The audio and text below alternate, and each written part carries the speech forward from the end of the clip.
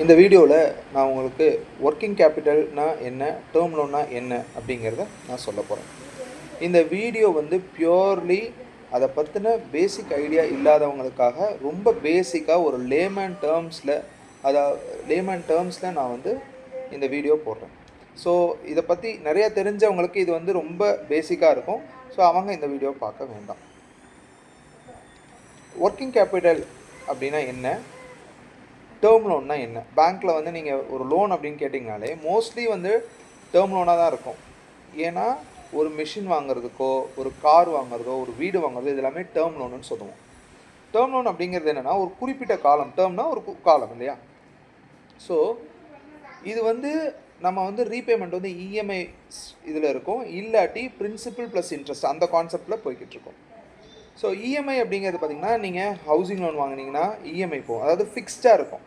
நீங்கள் வந்து ஒரு ஒரு ஒரு 10 வருஷம் நீங்கள் கட்டுறீங்க அப்படின்னா, ஒரு மாதத்துக்கு 15,000 கட்டுறீங்க அப்படின்னா அது வந்து ஃபிக்ஸ்டாக ஃபார் த என்டையர் 10 இயர்ஸுக்கும் இருக்கும். அதுதான் வந்து டேர்ம் லோன். ஒரு மூவபிளோ இம்மூவபிளோ பொருளை வாங்கிறதுக்கு உண்டான ஒரு லோன் தான் டேர்ம் லோன். இது வந்து ஃபஸ்ட்டு இப்போ ஃபார் எக்ஸாம்பிள் ஒருத்தவங்க வந்து மாவு மில் வச்சுருக்காங்க அப்படின்னா அந்த மிஷின் வாங்குகிறாங்க. அந்த மிஷின் வாங்கிறதுக்கு உண்டான லோன் வந்து டேர்ம் லோனுன்னு சொல்லுவாங்க. ஓகேங்களா? ஸோ இப்போ ஃபார் எக்ஸாம்பிள் அரிசி மில்னு வச்சுக்கோம், காமன் எக்ஸாம்பிள் எடுத்துக்கலாம். அரிசி மில் அந்த அரவை இயந்திரம் வாங்கிறதுக்கு உண்டான லோன் டேர்ம் லோன். கரெக்டுங்களா? இப்போது நான் அரிசி மில் ஓனர் அப்படின்னா நான் என்ன பண்ணுவேன், மிஷின் வாங்குறதுக்கு ஒரு பேங்க்கில் டேர்ம் லோன் வாங்கிடுவேன். வாங்கிட்டு அதுக்கு இஎம்ஐ மாதம் மாதம் போய்கிட்டு இருக்கும். ஃபார் எக்ஸாம்பிள் ஒரு 50,000 இஎம்ஐன்னு வச்சுக்கோங்களேன். 50,000 மாதம் மாதம் இஎம்ஐ போய்கிட்டு இருக்கும். வெறும் மிஷினை வச்சு நான் என்ன பண்ண முடியும், அதுக்கு உண்டான அரிசி அதாவது நெல் மணிகள் வாங்கணும் இல்லைங்களா? அதை வந்து யார்கிட்டருந்து கொள்முதல் பண்ணுவோம், விவசாயிகிட்டேருந்து எடுப்போம். அப்போ விவசாயிகளுக்கு பணம் தந்தால் தான் நமக்கு தருவாங்க. கரெக்டுங்களா? ஸோ அதனால் நான் என்ன பண்ணுவேன், ஒர்க்கிங் கேபிட்டல் அப்படின்னு சொல்லிட்டு ஒன்று வாங்குவேன். அதாவது நடைமுறை மூலதனம் அப்படின்னு தமிழில் சொல்லுவாங்க. எனக்கு கரெக்டாக அதை சரியாக நான் பார்க்கல. ஸோ என்னென்னா அதாவது விவசாயிகள் வர்றாங்க, நெல் மூட்டை கொடுக்குறாங்க நமக்கு. அந்த நெல் மூட்டைக்கு நான் வந்து காசு தரணும். ஓகேங்களா? நான் வந்து ஒரு 25-50 விவசாயிகளை வந்து டைப்பில் வச்சுருக்கேன். ஒவ்வொரு விவசாயிக்கும் வந்து மூட்டை வந்து வருது அப்படின்னா ஒரு 500 ரூபா ஒரு மூட்டைக்கு அப்படின்னா, அதாவது ஒரு ஒரு ஒரு ஒரு ஒரு 25 கிலோ மூட்டைக்கு வந்து ஒரு 500 ரூபா வருது. அப்படி 500 ரூபா நான் கொடுக்கணும் அப்படின்னா எனக்கு ஒவ்வொரு விவசாயியும் ஃபார் எக்ஸாம்பிள் ஒரு 4 மூட்டை தராங்கன்னு வைங்களேன். ஒரு நாளைக்கு 4 மூட்டைக்கு 500 ரூபானா 2000 ரூபா. அப்போது நான் வந்து இந்த விவசாயிகள் எல்லாத்துக்குமே வந்து நான் காசு தரணும் அப்படின்னா ஒரு 20 விவசாயிகளான எக்ஸாம்பிள் வச்சுக்கிட்டோம்னா 40,000 ரூபா எனக்கு ஒரு நாளைக்கு உண்டான செலவு. அதாவது செலவில் நான் கொடுத்து இந்த நெல் மூட்டைகளை வாங்குகிறேன். ஸோ நான் இப்போ இங்கே ரன் பண்ணணும். இதை ரன் பண்ணுறதுக்கு எனக்கு எம்ப்ளாயீஸ் தேவை, அவங்களுக்கும் சம்பளம் தரணும். கரெக்டுங்களா?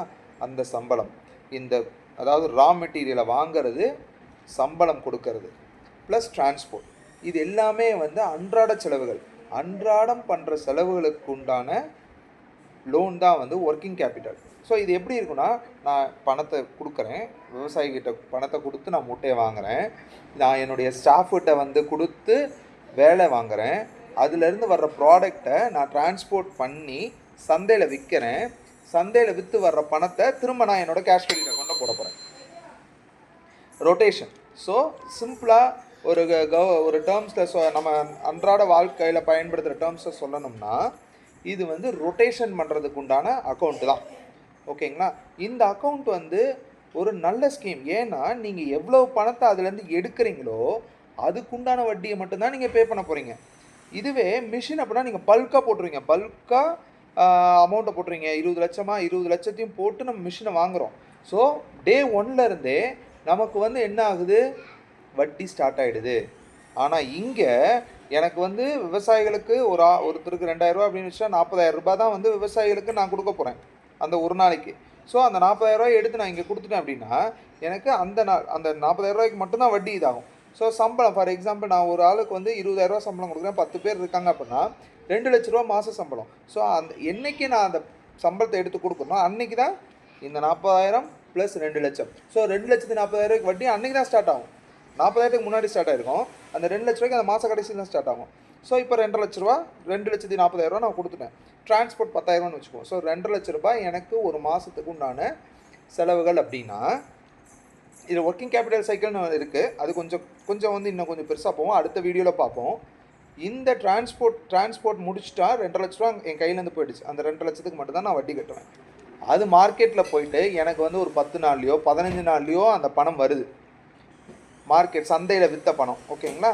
அது வந்து ஃபார் எக்ஸாம்பிள் நான் 750 ரூபா ஒரு மூட்டைன்னு விற்கிறேன் அப்படின்னா, நம்ம அந்த கணக்கு வந்து உள்ளுக்கு டீப்பாக போகணும். ஃபார் எக்ஸாம்பிள் 2 லட்ச ரூபா அப்படிங்கிறது 3 லட்ச ரூபாயா எனக்கு திரும்ப வருது, ஓகேங்களா?